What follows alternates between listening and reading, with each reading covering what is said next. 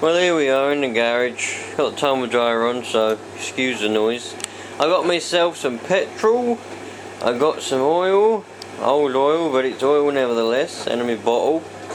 And I got my truck here, my radio gear. Now I noticed it's very interesting that this battery, which is inside here, will not charge with a battery charger. It'll only charge with a charging plug what comes with the car, which I showed in the unboxing video. For some reason, I've got two battery chargers here. This one is my old one, which is about 10 years old now. People in the RC world probably recognise these chargers. I think it's definitely about 10 years old now. I used to charge all my batteries with this charger for my RC cars, and it was fine. But this won't charge it, neither will my newer one. My newer lesbian charger, whatever that's called. That won't charge it either. It just says there's no battery connected. But if you put the plug what comes with the car on it, the light comes on and tells you it's charging. If you unplug it, it tells you there's no battery. So if you plug it in, it tells you it's charging. It's supposed to have about 8 hours charge. I've given it about an hour. Given it that it had hopefully some charge in it anyway. And I'm not going to run the car for long. I'm just going to try and run the engine in a little bit, and I'm going to go down to the shop and I'm going to get myself a proper battery to put in there so I can charge it with my chargers. But I have also noticed that when you've got full throttle, it's not actually doing full throttle. It only does a little bit of throttle there, even though your trigger's on full throttle. It's because these these grub screw things aren't properly adjusted here. So now I'm going to get my Allen key out and I'm going to properly adjust it so that the carburetor's doing full throttle when my trigger's doing full throttle. So I'm going to do that now, and then I'll start it up after that. Well, rather annoyingly, the Allen keys which they give you, which are here, do not fit. This little one does not fit in these grub screws here. Doesn't fit, it's too small. So that's that's minus points. So I've broken out my Allen key set, and I've got my Allen key here, and I've adjusted these screws so that now you'll be able to see when you do full throttle, it actually does full throttle. Whereas before it was only going to about there. That was full throttle before, about there, it was full throttle before. But now it goes all the way. So, and we've still got brakes as well. So we should be good to go with that one. Now it's to mix up a little bit of petrol, I think. So now I'm outside. I've got my tank of petrol all mixed up to the right ratio. 25:1 is what it says in the instructions. What we've got to do, what you have to do now, prime the primer. Should suck a load of fuel through. So look.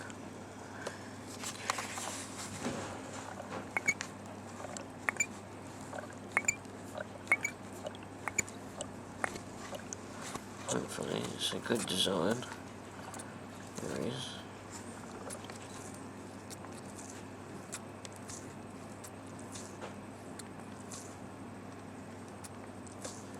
Starting to go through now. It's still got some air in it though.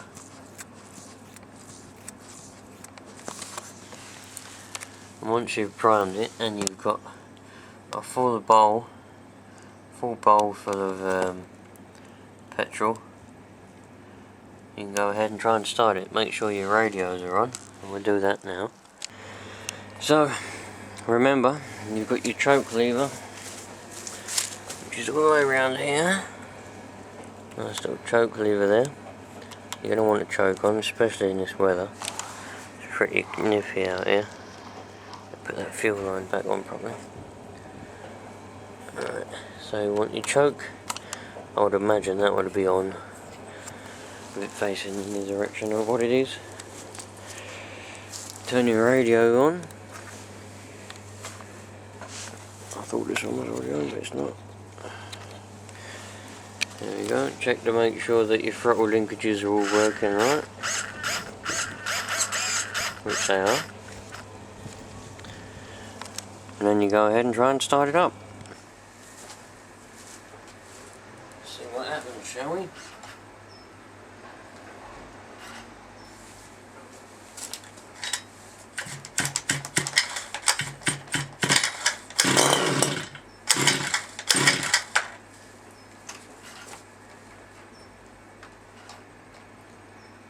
Throttle trim, I think.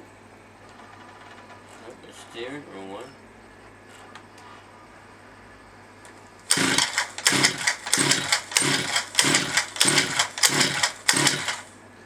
Maybe a little bit more prime.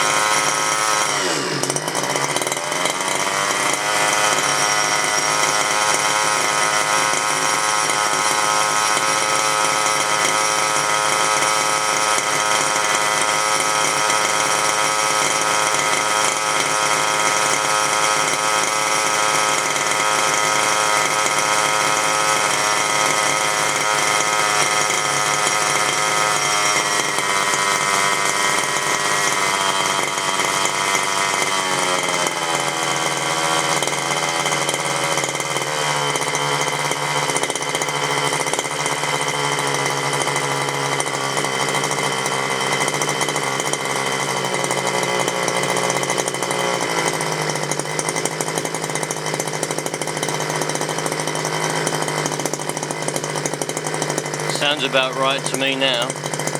The idle was a little bit high to start with. All I done was back the screw off.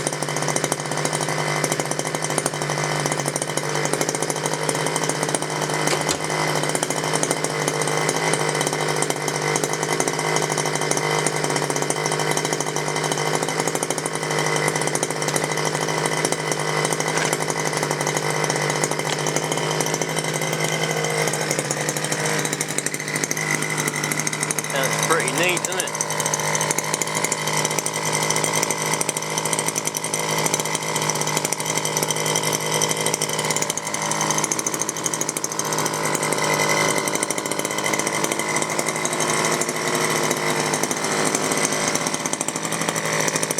That's the idle screw. That's all I've done was turn that anti-clockwise, and that lets it.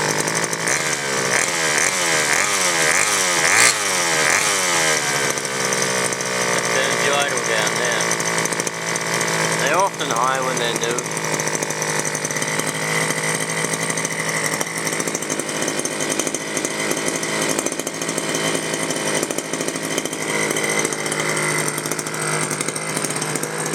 So what I'm going to do now, I'm just going to let it run for a little bit.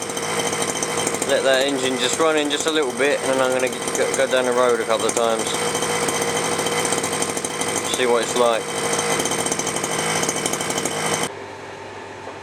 Well, because I dropped me, for God's sake, because I dropped my camera and it's now all dented up and not looking horrible, and the lens cover don't even come all the way off, right bollocks. And the battery needs a bit more charge in it before I'm going to go and drive it. That's the end of the braking for now. That's all you got to do. You just got to do. Just let it run on idle. Just for a short amount of time, maybe 5-10 minutes. Let it run on idle. And then once it's finished, not once it's finished, you can't really do a full tank with it, because it lasts about 40 minutes from driving a bloody full tank. You know what I mean? So you just got to let it run on idle, just to let it bed in a bit, yeah, just to give it a chance. And then the next process I'll do outside.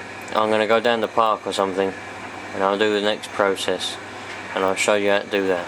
But when you first get it, for God's sake, don't just rev it up and drive it. Let it idle for about 5-10 minutes, just to give it a chance, yeah? Let it get out of bed and wake up slowly. So I'm gonna go and try and put my camera back together now, because it's all, oh man, it's all dented. I don't think the focus is working properly. The lens cover don't come off. It's just my luck. My luck is shit. So it fell off the tripod, so what can I do, man? So yep, I'm leaving the battery to charge up. It's on charge with the stupid charger that come with it. And I might get out today, or it might be tomorrow. But stay tuned for the next video, and I'll show you how to finish off the break-in process.